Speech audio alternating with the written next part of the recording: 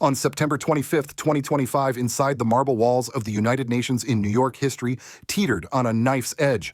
Delegates filled the hall, cameras rolled, and yet the atmosphere was strangely suffocating, as if the entire assembly knew that what was about to unfold would not follow the usual script of polite speeches and empty declarations. A young African president, Ibrahim Traoré of Burkina Faso, had been summoned not to speak his truth but to read a confession. 12 pages drafted not in Ouagadougou, but in Paris, Washington, and Tel Aviv waited for him on the podium. A script of humiliation carefully designed to make him bow his head before the world. The hall held its breath. Would this be remembered as the day Africa was shamed into silence? Or would it become the day a new voice, fierce and unafraid, broke centuries of chains? Every eye watched as Traoré unfolded the paper, then folded it again. The silence was louder than any speech that had come before. What happened next is already being called one of the most defiant moments in modern history. Instead of submitting to the confession, Traoré turned the United Nations chamber into a courtroom and the West into the accused. He would not apologize for Africa's dignity. He would not lower his head to powers that had plundered his continent for centuries. In that moment, he spoke not only for Burkina Faso, but for millions of Africans past and present who never had a voice at the world's table.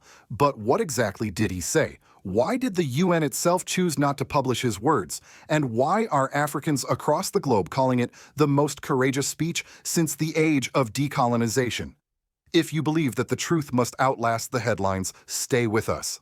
Please share this story if you feel you are among the first to stand with President Ibrahim Traoré, and subscribe if you believe that dignity is worth more than silence. The 80th session of the United Nations General Assembly in New York was supposed to unfold like every other year. Polished speeches, careful diplomacy, and well-rehearsed statements. Yet, when Ibrahim Traoré, the young transitional president of Burkina Faso, stepped up to the podium on September 25, 2025, the air changed. He was expected to read a confession, a 12-page statement prepared not in his capital Ouagadougou, but in the offices of Paris, Washington, and Tel Aviv. It was a script of surrender written to strip him and his country of dignity. Delegates leaned forward, waiting for the humiliation to begin, but instead of reading, Traoré did the unthinkable. He folded the paper neatly and slipped it into his jacket pocket. The silence that followed was so heavy it seemed to swallow the hall. Then he began to speak, not with apologies but with indictments. He announced what he called the first great crime. It was not a crime against him or against Burkina Faso alone. It was the transatlantic slave trade. His voice grew steady as he reminded the world that over 12 million Africans were shackled and dragged across the ocean, their bodies fueling the rise of empires built on cotton, sugar, and coffee. The foundations of Western wealth, he declared, are soaked in African blood. Before the murmurs had settled, he moved to the second crime, financial slavery, through the CFA franc. For decades, 14 African nations had been forced to keep half of their reserves in the French treasury. Over 500 billion had been withheld since 1960. Is this freedom, he asked, or another chain disguised as currency? The French delegation shifted in their seats, pens scribbling nervously, but heads kept down. Then came the third crime, Rwanda, in 1994. 800,000 lives lost in just 100 days, while Traoré said France shielded the killers. The accusation sent a chill across the room. He did not pause for comfort. His words pressed forward into the fourth crime, the debt traps of the International Monetary Fund. Structural adjustment programs, he explained, had forced entire governments to slash health and education budgets. In Zambia, 40% of the health budget disappeared under IMF pressure. Children did not die from illness, he thundered, but from the price of medicine. The fifth crime followed swiftly, the deliberate destruction of African agriculture. Traoré described cocoa farmers in Ghana bankrupted by forced market liberalization, while multinational corporations like Nestlé and Cargill pocketed billions. When our farmers fall, their corporations rise, he said. The weight of his words pressed down on the chamber. What was striking was not applause, it was silence, a silence heavier than thunder. It was not the polite quiet of diplomacy, but the uneasy stillness of guilt. Every indictment landed like a hammer on the marble walls of the UN, and no delegation dared to break the sound with clapping or protest. In a matter of minutes, the stage had shifted. This was no longer the setting of scripted international relations. The General Assembly was being transformed into a courtroom with Traoré as the prosecutor and the West as the defendant. The 12-page confession that was meant to humiliate him had vanished into irrelevance. In its place stood a young African president reciting centuries of pain, exposing how the very institutions seated before him were built on chains, blood, and stolen futures. And he was only halfway through his list. By the time Ibrahim Traoré reached the halfway mark of his speech, the tension inside the United Nations chamber was almost unbearable. He had already named slavery, financial bondage, genocide, IMF debt traps, and the destruction of African agriculture, but he was not finished. His tone sharpened, his voice rose with conviction, and the chamber braced for what came next. The sixth crime, he declared, is the assassination of African leaders. He spoke the names of Patrice Lumumba of Congo and Thomas Sankara of Burkina Faso, two men who had dared to dream of dignity and independence only to be murdered with foreign complicity. When our leaders spoke of freedom, they were buried, but their voices still rise through us. At that moment, the hall shifted. It was no longer history, it was memory, raw and unhealed. Then came the seventh crime, Cold War interference. Traoré reminded the assembly how the United States supported dictators like Mobutu Sese Seko in Zaire, sending weapons while millions of Congolese starved. Our people received guns instead of bread, he said. Heads turned toward the American delegation, which remained rigid, eyes fixed ahead, refusing to flinch. The eighth crime was the plundering of Nigeria's oil. He painted a stark picture: multinationals like ExxonMobil and Total raked in billions while leaving poisoned rivers, toxic soil, and shattered communities behind. 30 million people still live in that pollution. Traoré thundered their life expectancy, barely 50 years. African delegates murmured quietly, some nodding in painful recognition. The ninth crime, he continued, is the foreign military occupation of our soil. He listed the U.S. Africa Command's 29 installations across the continent and France's continued military presence in Djibouti. They call it stability, he said, but every base is another chain on our sovereignty. At those words, the silence deepened, too thick to ignore, too heavy to dismiss. And finally came the 10th crime, the manipulation of human rights. Western powers, he argued, condemned countries like Zimbabwe, Sudan, and Mali when it suited their interests, yet turned blind eyes to regimes in Chad and Gabon because they served foreign agendas. For them, human rights are not principles, he declared, but weapons. By now, the chamber had transformed completely. It no longer resembled the diplomatic theater of the UN. It felt like a trial, and the West was seated as the accused. Every sentence Traoré spoke was like a gavel strike against centuries of injustice. But he was not done. In an unprecedented move, he turned to living names and faces. He pointed at Emmanuel Macron, declaring that the French president was not merely a leader, but the heir to an empire of colonizers. The French delegation shifted uneasily. Some lowered their heads, others scribbled frantically as though searching for an escape. Then came the unthinkable. Traoré named Donald Trump, accusing him of turning trade and oil into bargaining chips bought with the blood of other nations. American diplomats stiffened their faces, masks of stone, but the sting of his words was undeniable. Few African leaders in history had dared to call out a U.S. president, past or present, so directly inside that chamber. Finally, his voice turned toward the shadowy realm of finance. He accused the directors of the International Monetary Fund of wearing the mask of development while building cages of financial prison. They stripped African budgets, bound governments with debt, and called it reform. But what they truly built, he thundered, were chains. The hall stirred uneasily. Delegates shifted in their seats, avoiding eye contact with one another. The Western press corps, normally quick with their keyboards, hesitated before scribbling notes more frantically than ever. In that silence, no one applauded, but no one dared interrupt either. In those moments, Ibrahim Traoré had turned the UN chamber upside down. What was meant to be a humiliating confession became a searing indictment. He was no longer speaking as the young leader of a small, landlocked nation. He was standing as a prosecutor for all of Africa, a voice for centuries of the silenced. And the world, whether it liked it or not, was forced to listen. When Ibrahim Traoré finally stepped down from the podium, the United Nations chamber did not erupt in applause. Nor did it descend into chaos.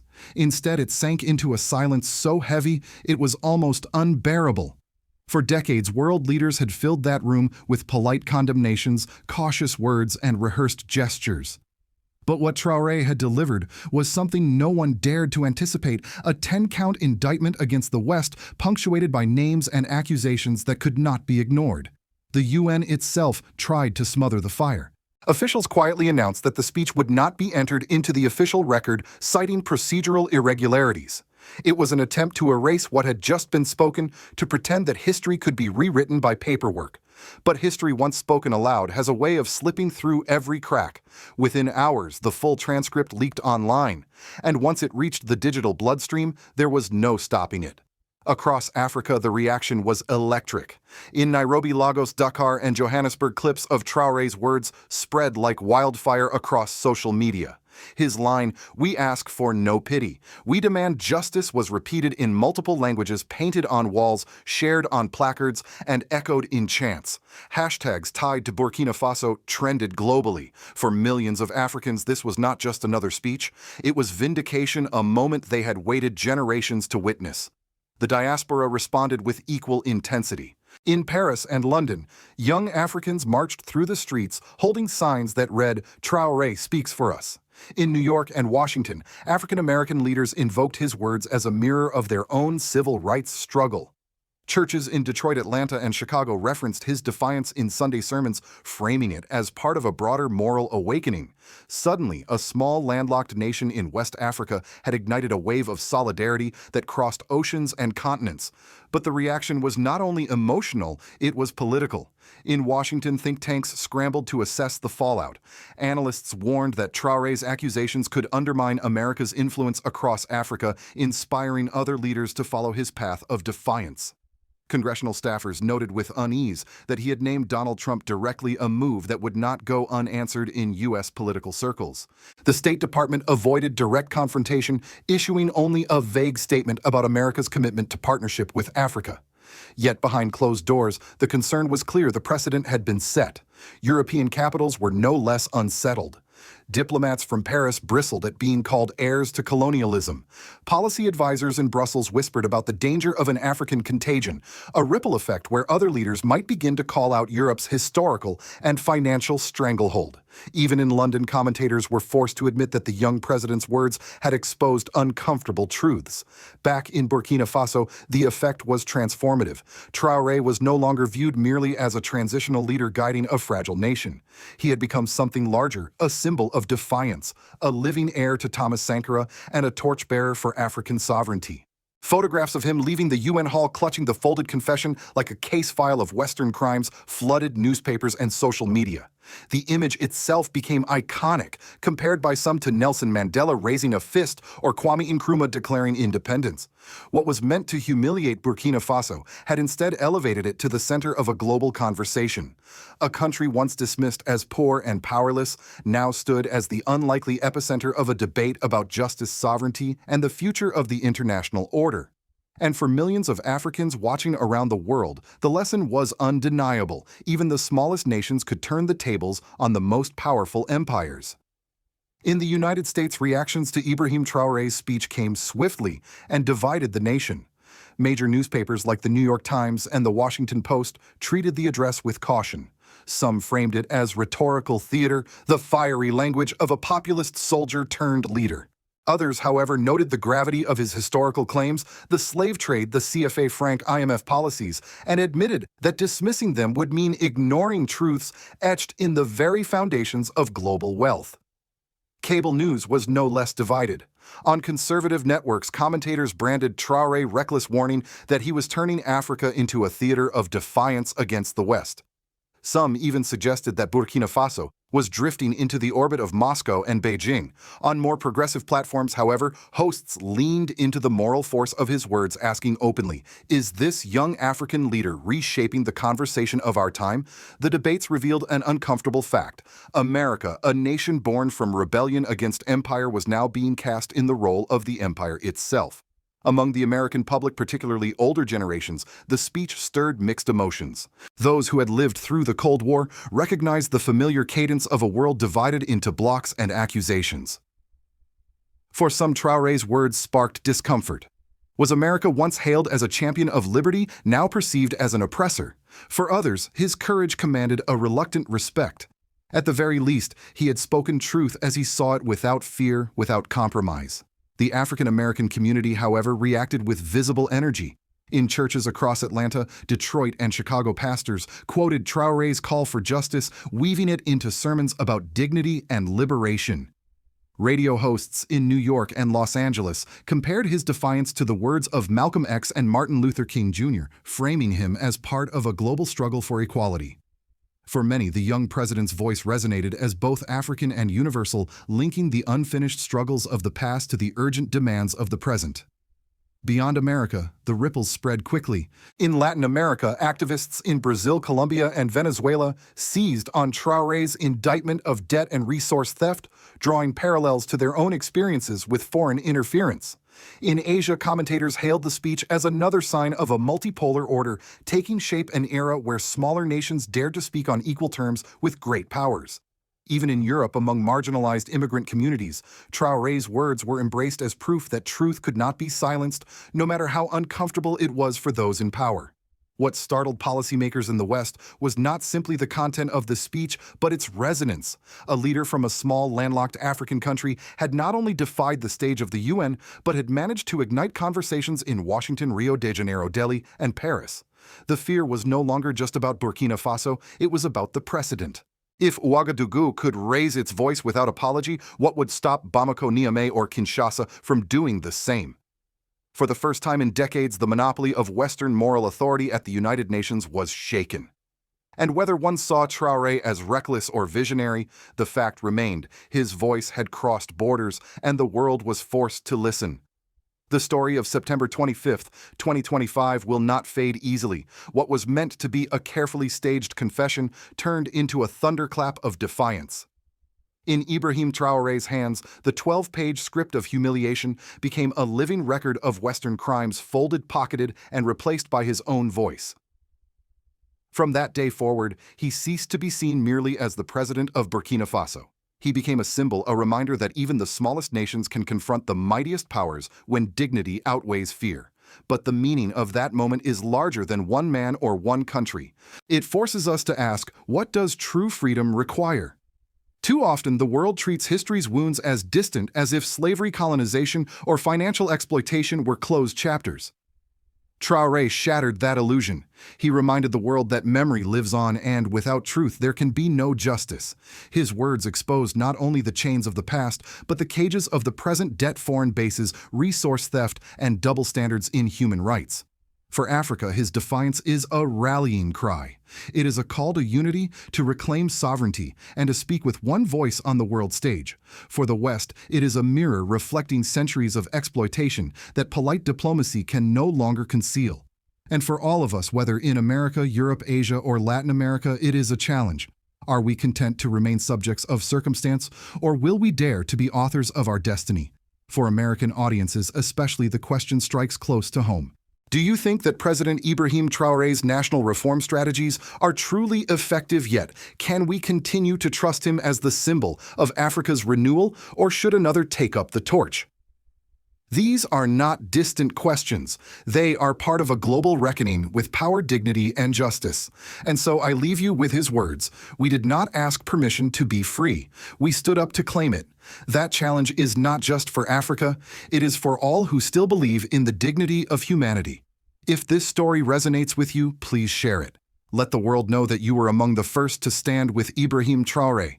And if you believe that truth must outlast headlines, subscribe, because together we will ensure that voices like his are never silenced. God bless Africa. God bless every nation that dares to rise. And may justice echo not only in the halls of power, but in the hearts of people everywhere.